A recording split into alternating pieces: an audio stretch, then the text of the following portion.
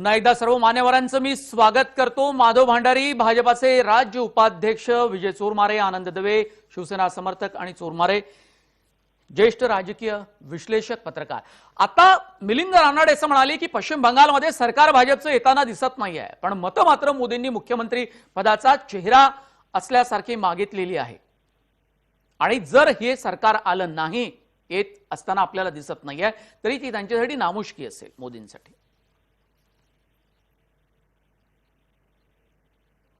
नव्या मंडळींना काय किंवा एकूणच भाजपच्या विरोधासाठी कुठल्याही टोकाला जाऊन बोलण्यात केलेल्या मंडळींना नामुष्की या शब्दाचा अर्थही कळेना। मागच्या विधानसभेमध्ये 2016च्या विधानसभेत भाजपचे फक्त 3 आमदार निवडून आले होते। आता 3पेक्षा आम्ही जर 100 निवडून आलो, 120 निवडून आलो, 130 निवडून आलो, तरी ती प्रचंड यश आहे। आणि मागच्या 2016च्या निवडणुकीमध्ये ममता बॅनर्जींचे जेवढे आमदार निवडून आले होते त्याच्यापेक्षा त्यांचे आमदार कमी होणं हे त्यांच्यासाठी खरी नामुष्की ममता बॅनर्जीसाठी। आणि खरी नामुष्की तर डाव्यांची आहे की ज्या ठिकाणी त्यांनी 33 वर्ष राज्य केलं त्या ठिकाणी त्यांना 2 आकडे आमदार सुद्धा निवडून आणता येणार नसतील तर नामुष्की त्यांची आहे। पण स्वतःची नामुष्की सांगायची नाही, ममता बॅनर्जींचं अपयश सांगायचं नाही, मोदींची नामुष्की कशी ह्याचे ढोल वाजवायचे, हा जो एक त्यांचा आनंदाचा क्षण आहे तो ठीक आहे, मला त्याच्याबद्दल काही म्हणायचं नाही। विजय चोरमारे जी, एक विश्लेषण तुमच्याकडून पश्चिम बंगालच्या ताज्या सगळ्या आकड्यांवरती मला हवंय। खरं तर मनोज, अजून सुद्धा आता जे कल येत आहेत याच्यावरून काही निष्कर्ष काढावा असं मला वाटत नाही। कारण आतापर्यंतच्या निवडणुकींचा अंदाज घेता यापूर्वी ज्यावेळी पूर्ण गतीने मतमोजणी व्हायची त्यावेळी साधारण 11-12 वाजेपर्यंत एक अंदाज यायचा आणि ते ट्रेंड पुढे सेट व्हायचे। पण आताच्या परिस्थितीत ज्या एका वेगळ्या पद्धतीने मतमोजणी सुरू आहे, मतमोजणीची गती धीमी आहे, त्यामुळे मला वाटतं अजून 1-2 तास हे कल निश्चित व्हायला थोडा वेळ लागेल आणि त्यानंतर काही या एकूण परिस्थिती संदर्भात आपल्याला ठोस काय म्हणता येतील। म्हणजे आताची वस्तुस्थिती ममता बॅनर्जींच्या तृणमूल काँग्रेसमध्ये आणि भाजपमध्ये अंतर खूप आहे हे खरं असलं तरी ह्या फार पहिले सुरुवातीच्या अगदी प्राथमिक फेऱ्या आहेत, अजून बऱ्याच फेऱ्या बाकी आहेत आणि अशा फेऱ्यांच्या मध्ये अनेक राज्यांच्या निकालामध्ये असे उलटफेर झाल्याचं किंवा उलटापालट झाल्याचं आपण यापूर्वी अनुभवलेलं आहे। त्यामुळे तृणमूल काँग्रेस 194 जागांचे कल हे तृणमूलच्या बाजूने आहे, ममता दीदींच्या बाजूने आहे आणि त्यासोबतच भाजपामधलं जे अंतर होतं दोन्ही पक्षांमधलं ते प्रचंड वेगाने घसरत ते 93-94 पर्यंत भाजपाच्या बाजूने आपल्याला कल दिसत आहे। सुरुवातीला आपण पाहिले की 8 वाजता 9 वाजता दोन्ही पक्षांमध्ये फारसं अंतर नव्हतं, मागे पुढे दोन्ही पक्ष होते। पण आताच्या घडीला जे काही आपल्याला चित्र पाहायला मिळतंय त्यावरून म्हणता येणार नाही की ममता बॅनर्जी या हॅट्रिक करतील। नाही, हॅट्रिक करतील किंवा नाही, खरं मी अतिशय गंभीरपणे सांगतोय की मला एकूण ह्याच्या संदर्भात आणखी 2 तास अवधी लागेल। आताचे आपण कल बघितले तर कलामध्ये ममता बॅनर्जी पुढे आहे, तृणमूल काँग्रेसचं सरकार तिथं येतंय, तिथं हे सगळं खरं आहे। पण तरी सुद्धा मला वाटतं ह्या फार प्राथमिक सुरुवातीच्या 1-2-3 फेऱ्या झाल्या असाव्यात आणि आणखी बऱ्याच फेऱ्या बाकी असतील तर मला वाटतं ह्यात सुद्धा खूप बदल होऊ शकतो। होतील आणि निश्चितपणे हे कुणालाही अमान्य नाहीच आहे। म्हणजे सकाळी सुद्धा आम्ही बोलत होतो, प्रमोद चुंचुवार, शैलेंद्र परांजपे हे दोन्ही ज्येष्ठ पत्रकार हे आमच्यासोबत सहभागी झाले होते चर्चेत। मला सांगा की 3 जागांवरून या आताचे जे कल भाजपच्या बाजूने दिसत आहेत 98 पर्यंत आपल्याला 96 पर्यंत भाजपाच्या बाजूने कल दिसत आहेत, पण हे भाजपचं यश असू शकत नाही का? 3 जागांवरून इतक्या जागांपर्यंतचा त्यांचा प्रवास, त्यांची जी स्ट्रॅटेजी होती, रणनीती आखली होती, त्यावर अंमलबजावणी करण्याचा पुरेपूर प्रयत्न केला गेला होता आणि ममता बॅनर्जी यांनी लढत दिलीच, पण अर्थात त्यांच्या जागा, त्यांची जी वोट बँक आहे आपल्याला ती खूप मागे येताना आपल्याला पाहायला मिळते। नाही, भारतीय जनता पक्षाचं हे फार मोठं यश आहे। मग ते 96 असतील किंवा 150 असतील किंवा किती असतील तरी 3 वरून 3 आकड्यावर जाणं हा फार मोठा पल्ला आहे हे आपल्याला लक्षात घ्यावं लागेल। त्यासाठी गेली काही वर्ष देशाच्या सर्वोच्च नेतृत्वानं आणि पक्षाच्या संघटनेच्या सर्व प्रमुख नेत्यांनी तिथं सातत्यानं ज्या पद्धतीने प्रयत्न केले त्या प्रयत्नांची आपल्याला नोंद घ्यावी लागेल। किंवा दुसरी गोष्ट म्हणजे तिथं मगाचपासून जो मुद्दा चाललाय डावे आणि काँग्रेसचं तिथं झालेलं एकूण जो ऱ्हास झालेला आहे, म्हणजे गेल्या 2016च्या विधानसभेचं जरी आपण लक्षात घेतलं तरी तर काँग्रेसला 44 आणि डाव्यांना 26 म्हणजे 70 जागा या साधारण 60-70 जागा या दोन्ही पक्षांच्याकडे होत्या. तर त्या जागाही आता त्यांच्याकडून गेलेल्या आहेत आणि यावेळच्या निवडणुकीचं वैशिष्ट्य असं की या निवडणुकीत थेट ध्रुवीकरण झालं ममता बॅनर्जी आणि भारतीय जनता पक्ष असं थेट ध्रुवीकरण झाल्यामुळे यात तिसऱ्याला कोणाला जागा राहील नाही. म्हणजे साधं आपण कल्याण डोंबिवली महापालिकेचं जे उदाहरण होतं, भारतीय जनता पक्ष आणि शिवसेना या दोघांनी आपल्या निवडणूक खेळवत ठेवली, तिथं काँग्रेस राष्ट्रवादी सारखे पक्ष बाजूला फेकले गेले. तसंच इथं ममता बॅनर्जी आणि भारतीय जनता पक्षाच्या संघर्षात डावे पक्ष आणि काँग्रेस हे दोन्ही पक्ष आपल्याला बाजूला फेकले गेलेले दिसतील. एकूण तिथल्या भारतीय सत्तेच्या राजकारणात बाजूला गेलेले दिसतील. पण ज्या अर्थात राज्यामध्ये इतक्या मोठ्या प्रमाणात महासत्ता होती डाव्या पक्षांची, त्या राज्यामध्ये एखाद्या पक्षाची इतकी धुळधाण व्हावी, त्याला नेमकी काही कारण तुम्हाला सापडली आहेत विश्लेषण करत असताना?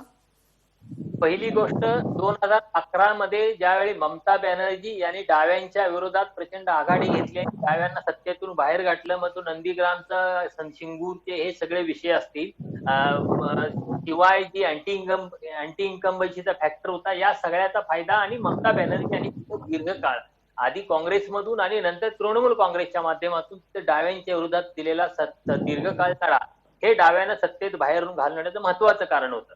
तिथं आपण कोण हिंसाचार्य आहे किंवा या गोष्टींची चर्चा करण्यात बंगालच्या बाबतीत मला फार अर्थ वाटत नाही, कारण तिथं सगळ्यांनाच एक प्रकारचं राजकारण त्याच पद्धतीचं राजकारण करतात. जो हिंसाचार होतो त्या हिंसाचारात सगळेच सहभागी असतात, सत्तेचा दुरुपयोग तिथं सगळे होतच असतो. या सगळ्या गोष्टी असल्या तरी सुद्धा मला वाटतं ज्योती बसू आणि नंतर बुद्धदेव भट्टाचार्य यांचं जे पश्चिम बंगालमध्ये डाव्यांच्याकडे नेतृत्व होतं, त्या तोडीचं तेवढं प्रगल्भ नेतृत्व पश्चिम बंगालमध्ये भारतीय जनता डाव्या पक्षांना मिळालं नाही. आणि ह्या नेतृत्वाचा अभाव आणि जागतिकीकरणानंतर जी परिस्थिती बदलत गेली, जे राजकारण बदलत गेलं, त्या राजकारणाचा पोत समजून न घेता डावे पुन्हा आपला जो पूर्ण कर्मठपणा आहे तो कर्मठपणा सोडायला किंवा सोडण्यासाठी किंवा नव्या एकूण प्रवाहांची जुळवून घेण्यासाठी डाव्यांनी कुठं प्रयत्न केलेले मला या ठिकाणी गेल्या काही वर्षात दिसत नाहीत. त्यामुळे अशी अनेक कारणं आहेत की डावे जिथं एकेकाळी त्यांची दीर्घकाळ सत्ता होती आणि त्यांचा मोठा गड होता, त्या गडातून सुद्धा त्यांचा येथून प्रचंड असा वेगानं आणि फार असा शोचनीय असा ऱ्हास होताना दिसतोय. संजय ठाकुर जिसे जानना चाहूंगा, जब लीडरशिप में, जब नेतृत्व में कोई खास बदलाव नहीं होता और बदलाव करने की कोई भी किसी भी तरीके से कोई किसी की मंशा नहीं होगी और इच्छा नहीं होगी, तो वो पार्टी, वो नेतृत्व, वो तमाम चीजें पिछड़ जाती है। क्या विश्लेषण रहेगा आपका संजय जी?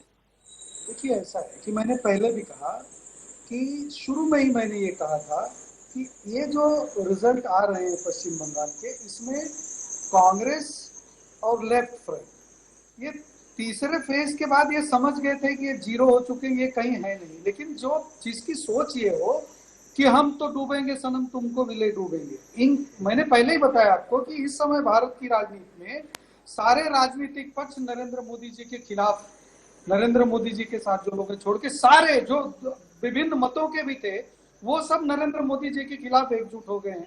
अब कांग्रेस ने भी और लेफ्ट फ्रंट ने भी देखा कि हम तो लड़ नहीं पाएंगे, न ममता बनर्जी से लड़ पाएंगे, न नरेंद्र मोदी जी की भाजपा से लड़ पाएंगे, तो इन्होंने अपने आप को समर्पण कर दिया। बिल्कुल इन्होंने कहीं कुछ किया ही नहीं, ये सोच के कि जो भारतीय जनता पार्टी विरोधी मत हैं, जो हम लेने वाले हैं, डिवाइड करने वाले हैं, वो हम साइलेंट हो जाएंगे, तो ममता बनर्जी के पक्ष में चले जाएंगे।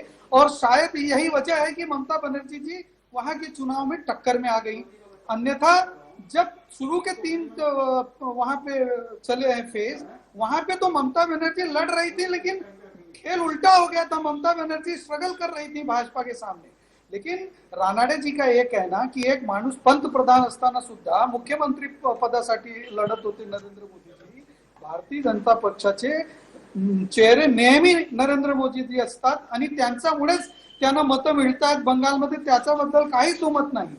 पण याच आहे बौद्धिक दिवालियापण किंवा ज्याला आपण बौद्धिक आतंकवाद म्हणतो, हे लेफ्टचे लोकांचा हेच बौद्धिक आतंकवाद आहे। हे लोक जाती दंगलामध्ये जात नाही। Sorry to say that Ranaji, I am not against anybody, but हे जे लेफ्ट पार्टी किंवा लेफ्ट विचारांचे जे लोक आहेत त्यांची जी ही स्टाईल आहे ना की बौद्धिक आतंकवाद करा आणि जाती दंगलामध्ये न जाऊन देशाचा दंगल घडवायचा आणि देशाविरुद्ध काम करायचं ही जी तुमची छवी झालेली आहे याच्याबद्दल तुम्ही काय सांगाल का? तुम्ही पंतप्रधान असताना त्यांना सांगतायत की मुख्यमंत्री पंतप्रधान, अरे ते शक्य आहे का? पंतप्रधान असता सुद्धा ते मुख्यमंत्री पदासाठी लढतायत तिथे. ती भाजपची स्टाईल आहे. पण आता तुम्हाला हे मान्य करावं लागेल की जेव्हा ही जी कौल दिसते आपल्याला त्याच्यामध्ये 0 ते हिरो कोण झाले आहेत? भाजपचे लोक.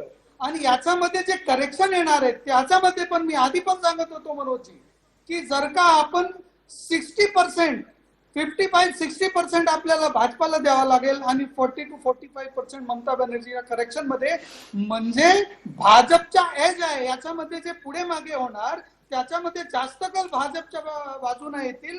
कारण भाजप 0 ते हिरो झालेली आहे तिथे. ममता बॅनर्जी सुद्धा कमी झालेत आणि काँग्रेस आणि डावे तर साफच झाले तिथे. आणि ते साफ झाले त्यांना काही त्रास नाहीये. नाही, मिलिंद रानडे असं म्हणाले की आम्ही आमचं अपयश मान्य करतो, पण मुद्दा असा आहे संजयजी, मुद्दा असा आहे की मिलिंद रानडे डाव्या पक्षाचे प्रवक्ते म्हणून, भाकपाचे प्रवक्ते म्हणून आपल्यासोबत जोडले गेलेले आहेत. नेतृत्वामध्ये सुधारणा करण्याची गरज वाटते का? जर इतका मोठा हा पराभव डाव्यांच्या वाट्याला आलाय तर नेतृत्वामध्ये काही, जसं विजय चोरमारे असं म्हणाले की ज्योती बसू आणि बुद्धदेव भट्टाचार्य यांच्यासारखं एक प्रभावी प्रबळ नेतृत्व हे पक्षाला मिळालं नाही आणि म्हणून इतकी वाताहत झाली. पण नवं नेतृत्व उदयास का आलं नाही आणि ते यावं यासाठी पक्षानं काही विशेष प्रयत्न केले का किंवा का करत नाही? मिलिंदजी, पहिली गोष्ट म्हणजे मी संजय ठाकूर साहेबांना सांगू इच्छितो की मी काय म्हटलं ते तुम्ही नीट ऐकलं नसेल किंवा तुम्हाला मी पुन्हा सांगतो. मी असं म्हटलं की प्रत्येक राज्यामध्ये आमचा मुख्यमंत्री पदाचा चेहरा कोण आहे, कोण शिवराज सिंग चौहान आहेत हे असं सांगितलं जातं, योगी आहेत असं. आत्ताच्या इलेक्शन मध्ये सगळी जी भाजपकडनं मतं मागितली गेली ती मोदींच्या कार्यकालामध्ये आम्ही अमुक केलं, आम्ही तमुक केलं आणि मोदींना जणू काही, असा शब्द मी वापरला, जणू काही ते पंतप्रधान पदाचे असतानाच तिथले मुख्यमंत्री तेच असणार आहेत किंवा तेच सगळं कंट्रोल करणार आहेत अशा पद्धतीने. तुम्ही हे बघा की ममता बॅनर्जी आमच्या विरोधक आहेत, आमचा त्यांच्या विरोध आहे, आमच्यावरती त्यांनी एकट्या त्या तिथे करत होत्या आणि त्याच्या विरुद्ध भाजपने अमित शहा, पंतप्रधान, नड्डा, योगीजी अशी आणि अशा तऱ्हेची संपूर्ण फौज उभी केलेली होती. आणि ज्या पद्धतीची त्यांनी एक मांडणी केलेली होती की हा पंतप्रधानांच्या एक इब्रतीचा मुद्दा आहे, अशा पद्धतीची मांडणी त्यांनीच केली होती पंतप्रधानांचं नाव घेऊन. आणि ते जर काय सत्तेवरती आले नाहीत, आणि मला हे मान्य आहे की अजून किती % मतदान मोजलं जाईल याची आपल्याला कल्पना नाहीये, पण एक जे तुम्ही सांगत होतात की त्याच्याबद्दलचं की ही गॅप जी आहे ती सुरुवातीला जशी पुढे मागे होती तशी आता जशी मतमोजणी पुढे सरकते तसं मनोजजी म्हणाले त्याप्रमाणे ही गॅप कन्सिस्टंटली वाढत जाते. अजूनही ती कमी होईल. मी मगाशी असं म्हटलं की ममता बॅनर्जी या स्वतः हरतायत, कदाचित त्या हरतीलही, पण त्या जरी हरल्या तरी सुद्धा उद्या कदाचित मुख्यमंत्री त्याच होतील आणि त्यांची पॉप्युलॅरिटी आणि त्यांना मिळणारी एक सहानुभूती ही पुन्हा मोठी होण्याची शक्यता आहे. आम्ही आमच्या पक्षाबद्दल आणि आमच्या धोरणांबद्दल आणि तिथल्या व्यवहाराबद्दल निश्चित आत्मटीका करण्याची आवश्यकता आहे आणि ती केली जाईल. नवीन नेतृत्वाला वाव देण्याच्या दृष्टीने ही विचार केला जातो, सतत जात असतो. पण आता आम्हाला एक सांगायला पाहिजे की आता जगभरच सोव्हिएट युनियनच्या पतनानंतर कम्युनिस्टांच्याकडे बघण्याचा दृष्टिकोन हा पूर्वीसारखा पॉझिटिव्ह राहिलेला नाहीये. कित्येकदा तो जाणीवपूर्वक समाजातले अनेक हितसंबंधी लोक जे आहेत ते त्याची प्रतिभा डागाळण्याचा प्रयत्न करतात. आपल्या या चर्चेमध्ये अजून केरळमध्ये आपण कम्युनिस्ट पक्ष, डावे पक्ष हे सत्तेच्या जवळ जात आहेत हेही आपण विसरूया नको. भाजपचं एकेकाळी 2 खासदार होते आणि त्यांनी आज तिथपासून, तेव्हा राजकीय विचार हा पुढे मागे होत असतो, त्यावरनं एकमेकांना हिणवण्याची ही पद्धत नाहीये. मी तुम्हाला एवढंच सांगतो ठाकूरजी की तुम्ही हे जे आतंकवाद वगैरे म्हणलात ना, याचा जरा तुम्ही विचार करावा, एवढंच मी तुम्हाला सांगू शकेल. तुमचं जर काय ब्रेन वॉश झालेलं असेल आणि तुमचं म्हणणं तेच असेल, तर मला तुमच्याशी वितंडवाद करण्यामध्ये कोणताही मला इच्छा नाही. मला सांगायचं येते की भाजपने प्रचंड प्रमाणात ताकद लावली.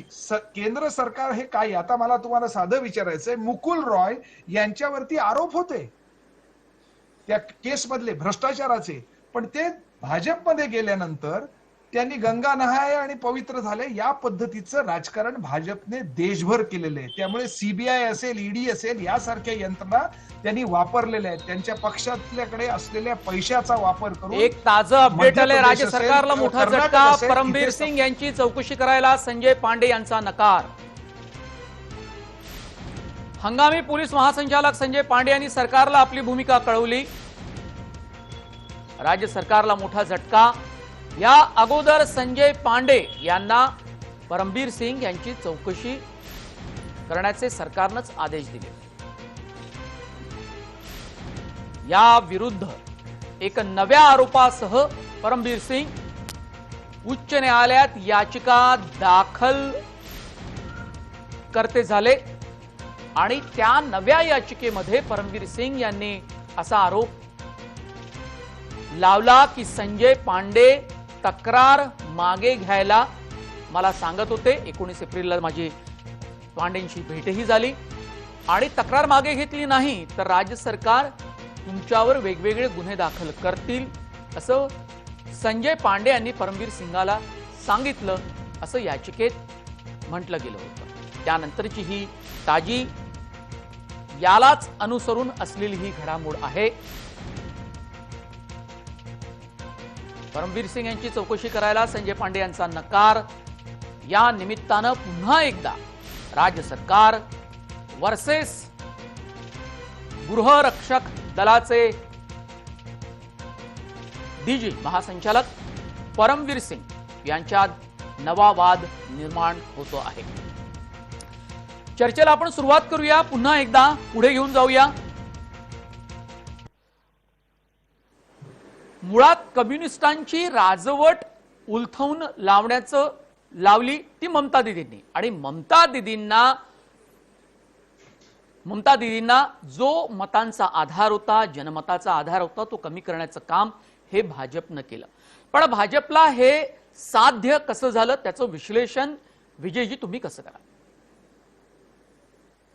खरं तर भारतीय जनता पक्षाचं वैशिष्ट्य आपण गेल्या काही वर्षात म्हणजे गेल्या 6 वर्षात आपल्याला दिसून येईल की प्रत्येक निवडणूक ही अत्यंत गंभीरपणे लढवणारा हा पक्ष आहे.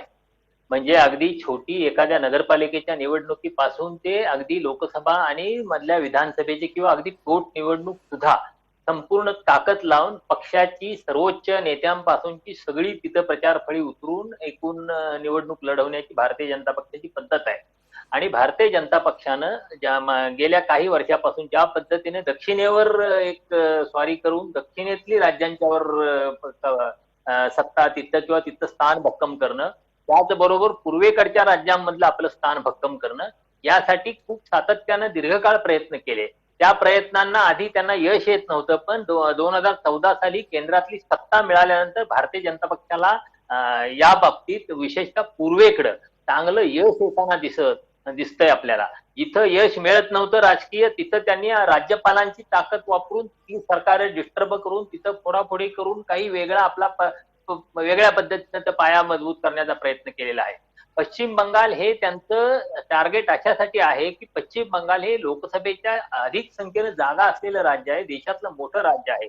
तिथं जर आपला पाया मजबूत झाला तर देशाच्या राजकारणाच्या दृष्टीनं, म्हणजे आतापर्यंत असं म्हटलं जायचं की भारतीय जनता पक्ष हा उत्तरेतला पक्ष आहे, त्यांनी नंतर दक्षिणेत कर्नाटकात चांगलं स्थान बसवलेलं आहे. आता पूर्वेकडच्या राज्यांच्या मध्ये सुद्धा त्यांनी हळूहळू पाय पसरायला सुरुवात केली आहे. म्हणजे नंतरच्या काळात काही कारणाने उत्तरेकडचे काही पाया घसरण सुरू झाली तर ती घसरण भरू काढण्यासाठी काही नवीन केंद्र आपली निर्माण करणं, नवीन सत्तेच्या जागा, नवीन प्रभाव क्षेत्र निर्माण करणं, मला वाटतं यासाठी भारतीय जनता पक्ष आटोकाट सातत्यानं अत्यंत गंभीरपणे, म्हणजे नरेंद्र मोदी आणि अमित शहा हे अखंडपणे सतत 12 महिने 24 तास निवडणुकांचा आणि पक्ष विस्ताराचा विचार करत असतात. त्या दृष्टीने बघितलं तर हे बंगाल हे त्यांचं गेली अनेक वर्षांपासून, गेले 2016ला 3 जागा आल्या तेव्हापासूनचा हा निर्धार आहे आणि गेली 5 वर्ष सातत्यानं केलेले त्यांचे प्रयत्न आहेत आणि त्याचा फायदा त्यांना मला वाटतं लोकसभेला मिळाला होता. लोकसभेला 18 जागा मिळाल्या होत्या आणि 121 विधानसभेच्या मतदारसंघांच्या मध्ये भारतीय जनता पक्षाला लोकसभेत आघाडी मिळाली होती. यावरून 121 वरून आपण 150 पर्यंत म्हणजे सत्ता स्थापनेपर्यंत जाऊ शकतो असा विश्वास त्यांना वाटला होता.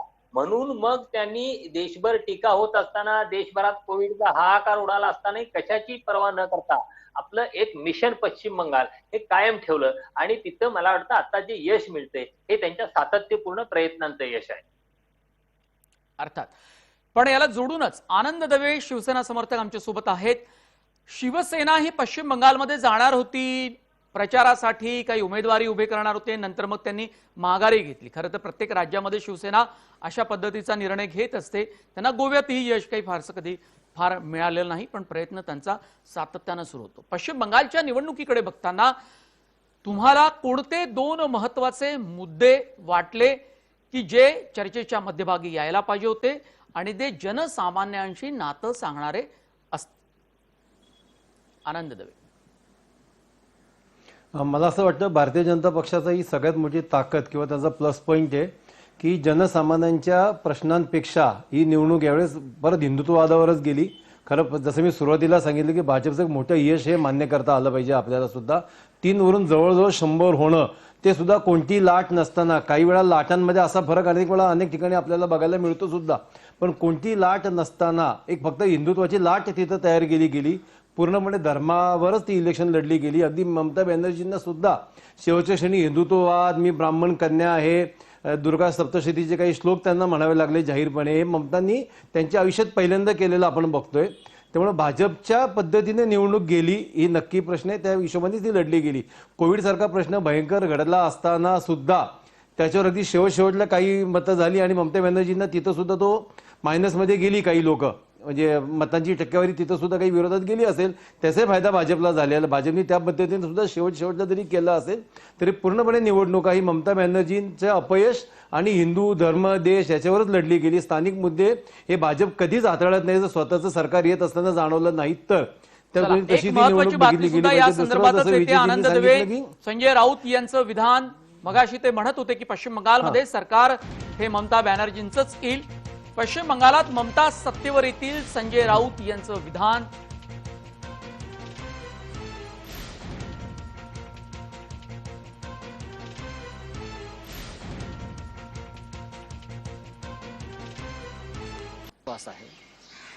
नाही, हे उघड जेव्हा दिसतच आहे. संपूर्ण निकाल हाती आलेले असतात 100 मतांचा जवळजवळ 100 जागांचा फरक आहे. आणि तृणमूल 100 जागांचा फरक आहे आणि काय भाजप आणि तृणमूलमध्ये हे स्पष्ट दिसतंय.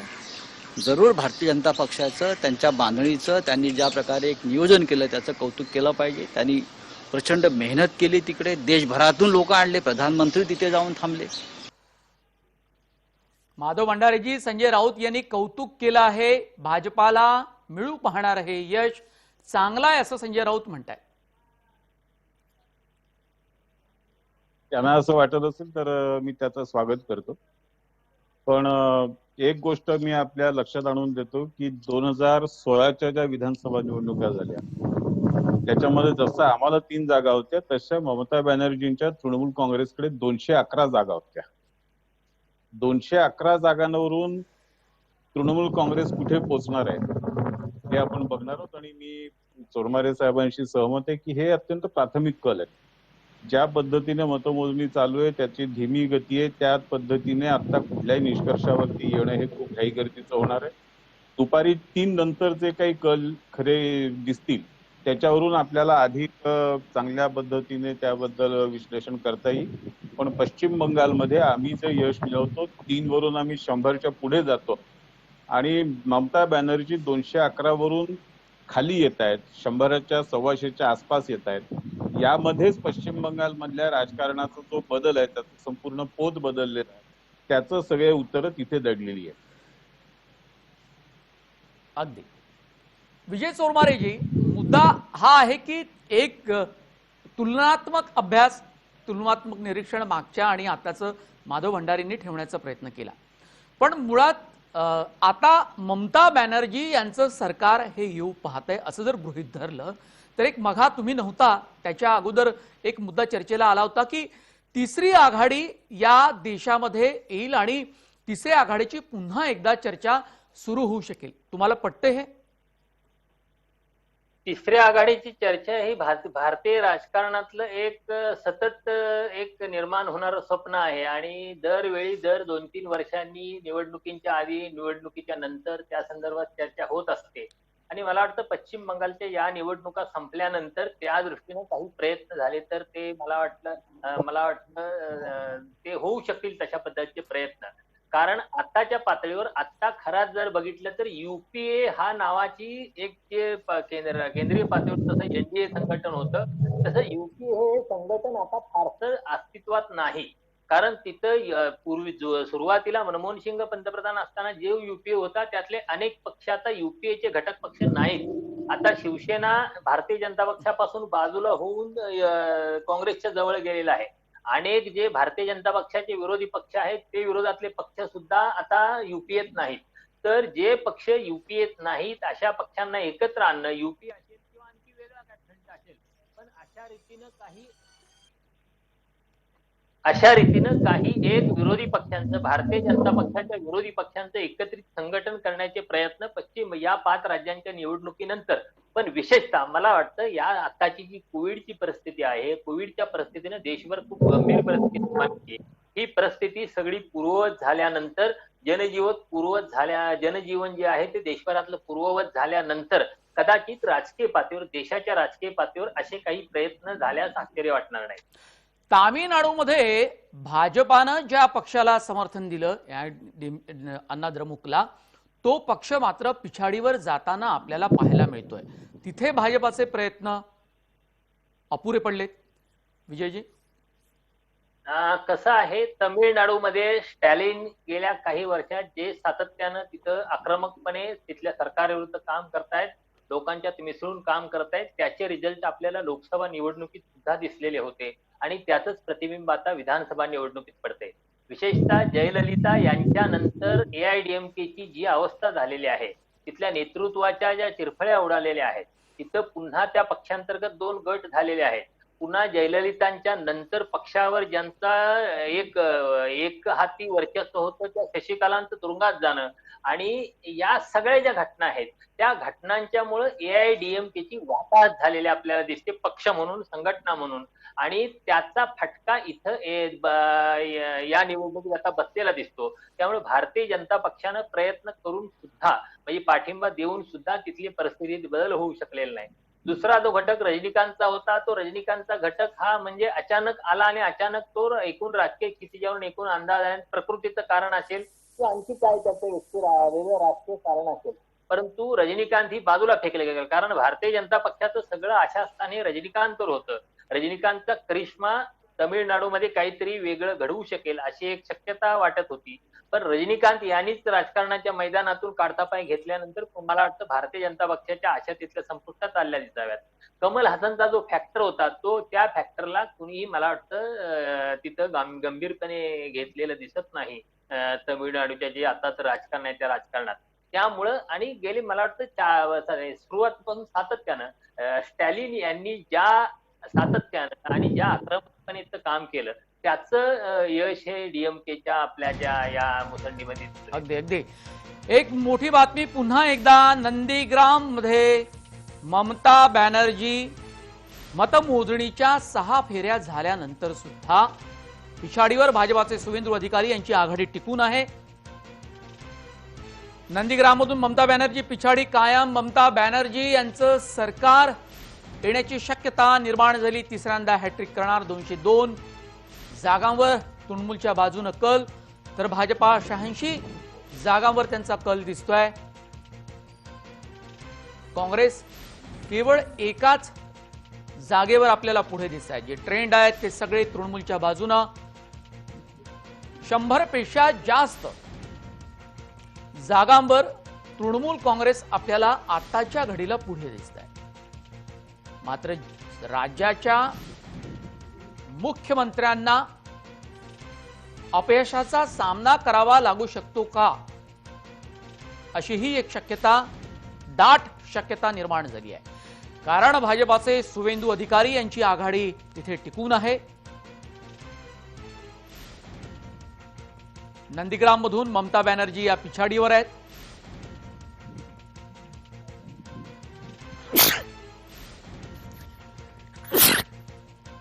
भाजपाचे सुवेंदू अधिकारी यांची आघाडी टिकून अधिकारी राजकारणातले पश्चिम बंगालमधल्या राजकारणातले अधिकारी ब्रदर असं म्हटलं जात आहे. आसाम 126 जागा, काँग्रेस 43, भाजपा 82. आसाममध्ये भाजपचं आताही सरकार आणि त्यांच्या जागाही पुढे दिसत आहेत. तर तामिळनाडूमध्ये द्रमुकला 138, अण्णा द्रमुक 92, 38 जागांनी मागे. तामिळनाडूमध्ये 234 जागांसाठी निवडणूक. केरळमध्ये 140 जागांपैकी काँग्रेस 46, माकप 89 जागांवर पुढे. माकपाची सरशी होताना आपल्याला पाहायला मिळते. केरळात सुद्धा भाजपनं आपलं खातं उघडलेलं दिसतंय. 4 जागांवर भाजप केरळात पुढे दिसते. हा एक मोठा धक्का ममता बॅनर्जी यांच्यासाठी असू शकतो. संजय ठाकूर ज्या राज्याच्या प्रमुख पुन्हा एकदा आपली सत्ता स्थापन करण्याच्या अवस्थेत आलेल्या आहेत, स्थितीत आलेल्या आहेत, त्यांना अशी हार का पत्करावी लागते? काय कारण असू शकतं की ममता बॅनर्जी यांना अपयशाचा सामना करावा लागू शकतो? ऐसा है कि ममता बनर्जी जी भी हालांकि बंगाल में बहुत मजबूत स्थिति में थी, बहुत संघर्षशील रही, और मैंने पहले भी कहा कि कोई नई नेता नहीं थी, उनके संघर्ष का बंगाल का इतिहास बहुत पुराना था. लेकिन सत्ता में आने के बाद जब लेफ्ट पार्टीज को सत्ता से बाहर किया ममता बनर्जी ने वहां पे, तो वहां के लोगों की अपेक्षाएं ममता बनर्जी जी से बहुत ज्यादा थी. बजाय इंफ्रास्ट्रक्चर का डेवलपमेंट करने के, बजाय हेल्थ की वहां सुविधाओं को संभालने के, बजाय एजुकेशन के सिस्टम को वहां बनाने के, ममता बनर्जी जी ने भी सत्ता में आने के बाद जब ये एसेस किया कि अगर मुझे सत्ता में बने रहना है तो क्या करना पड़ेगा, तो उन्होंने अपीजमेंट का सहारा ले लिया. उन्होंने भी वही राजनीति की जो कमोबेश लेफ्ट कर रही थी. और ममता बनर्जी जी के सत्ता में आते ही जो उस समय के सत्ता के गुंडे थे वो सारे लोग ममता बनर्जी के साथ आके जुड़ गए, और ममता बनर्जी जी ने उन लोगों को प्रश्रय दे दिया सत्ता में अपनी बादशाहत को कायम रखने के लिए.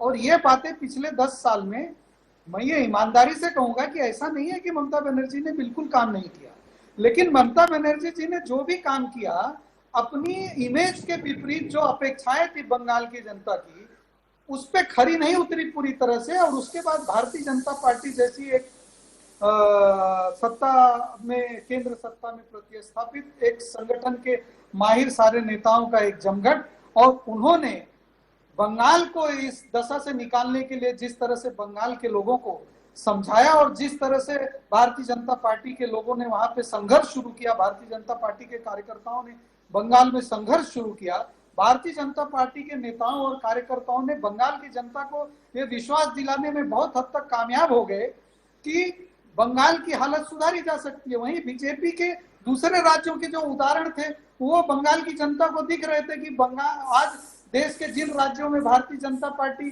के लोग शासन में हैं वहां गुंडागर्दी नहीं है, एडमिनिस्ट्रेशन प्रखर रहता है, कॉन्ग्निजेंस लेते हैं, सत्ता को सुचारू रूप से चलाने का प्रयास करते हैं, और किसी भी प्रश्न को पूरी तरह से सामने जाके उसको हल करने का कोशिश. और शायद यही वजह है कि भारतीय जनता पार्टी जिन राज्यों में सत्ता में जाती है उन राज्यों में कम से कम 10 साल, 15 साल, 20 साल सत्ता में रह जाती है, क्योंकि वो वहां के लोगों को समाधान दे देती है. इस उम्मीद में बंगाल की जनता ने भारतीय जनता पार्टी के नेता और देश के नेता, भारतीय जनता पार्टी के देश के नेता आदरणीय प्रधानमंत्री जी को देखा और उन पर विश्वास किया, उनकी तरफ गई, और वहां पे ममता बनर्जी जी अपने आप को असहाय महसूस की. ये तो मैं फिर से कह रहा हूं कि लेफ्ट और कांग्रेस ने जिस तरह से हथियार डाल दिए, और पूरी तरह से वो जानते थे कि वो भारतीय जनता पार्टी से लड़ नहीं पाएंगे, उन्होंने मूक समर्थन दे दिया. एक बिग पडते, एक बडी खबर पडते. मतमोजणीच्या 6 फेऱ्या झाल्यावरही ममता पिछाडीवरच. भाजपाचे सुवेंदू अधिकारी यांची आघाडी टिकून आहे. रणसंग्राम जय महाराष्ट्रवर पश्चिम बंगालमध्ये तृणमूलचे द्विशतक. पश्चिम बंगालमध्ये तृणमूलचे द्विशतक. तिसऱ्यांदा सरकार स्थापन करण्याच्या अवस्थेत ममता बॅनर्जी. एक ब्रेक घेऊया आणि ब्रेक नंतरही जय महाराष्ट्रवर रणसंग्राम असा सुरू राहील. कुठेही जाऊ नका, फक्त पाहत रहा जय महाराष्ट्र.